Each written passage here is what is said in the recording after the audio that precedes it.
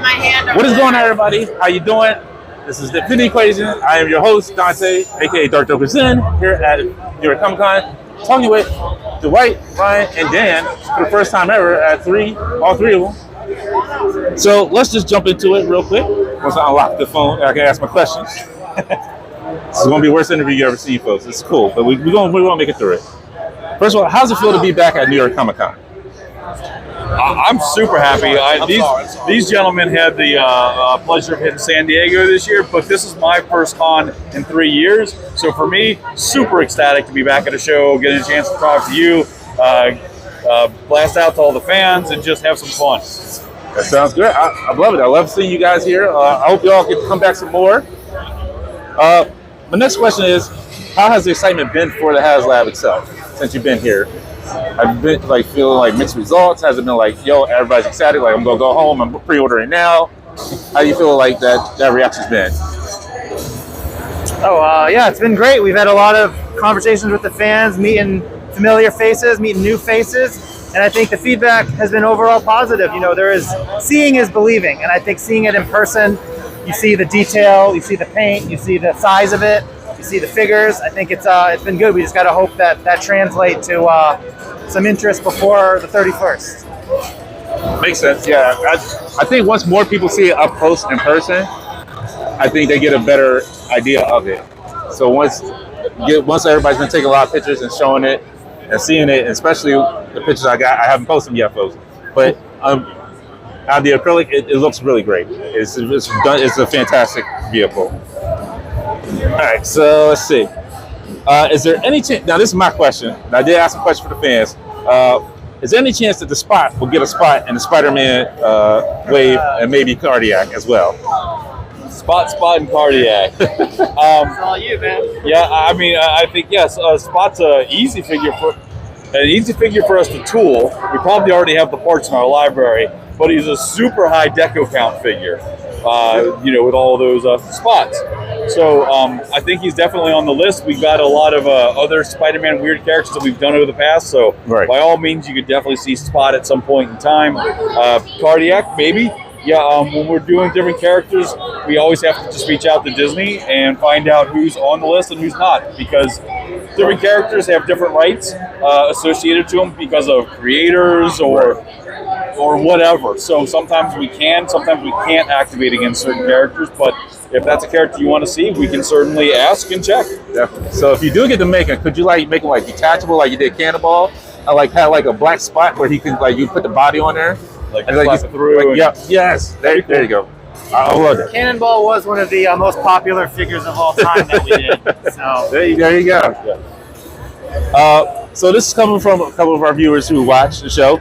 They say, what about a few retro style figures with bubble packaging that didn't exist before? Like example for Moon Knight and an 80s or 90s kind of feel packaging. Well, retro cards, that's you guys. He's passing to you, boss.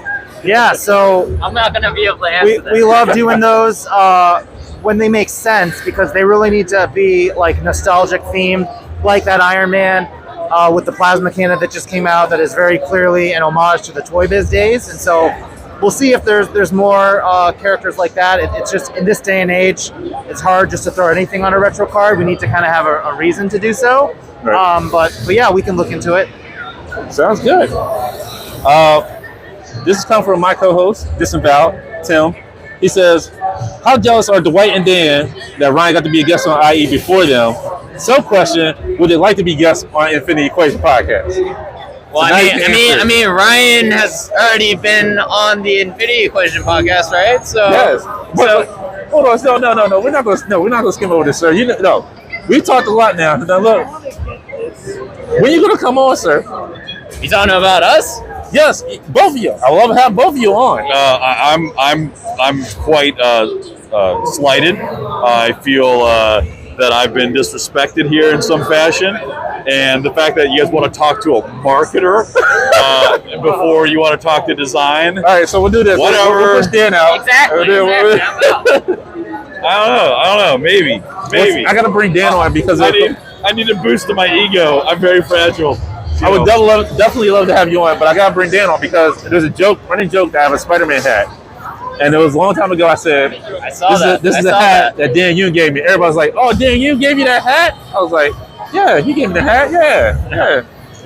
No, I mean, we'd always love talking to the community.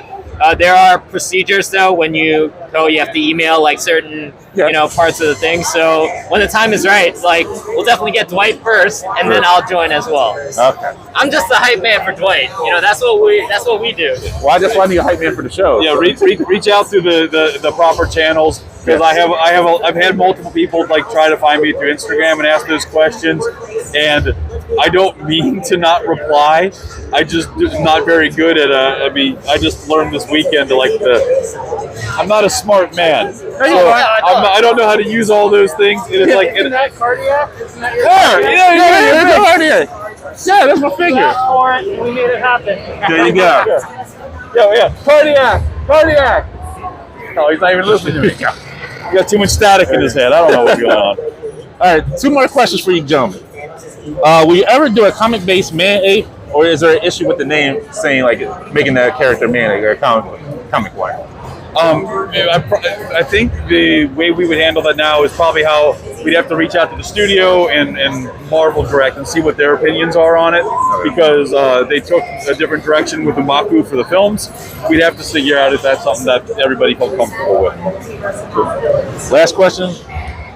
Sorry, just on that, Marvel Comics have been around for over 80 years, Right. and I think not everything has aged the best. And so, yeah, it's just a collaboration part about what's going on in comics and movies and streaming nowadays, but also through a different lens, right, that everyone kind of has to view things with. And I think people get that, right? Yeah, we good.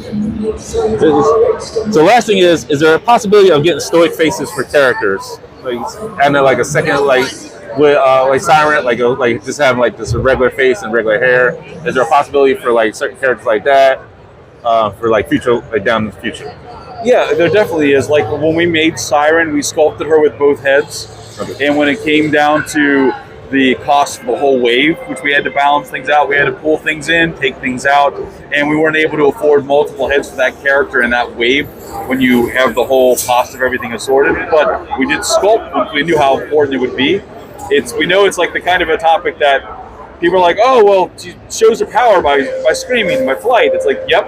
But then you have another person say, well, I don't want her screaming standing on my shelf next to my X-Men all the time. And you're like, yep. Then it's like, both are right. And it's like, it's just trying to pick at that point in time, we could only do one.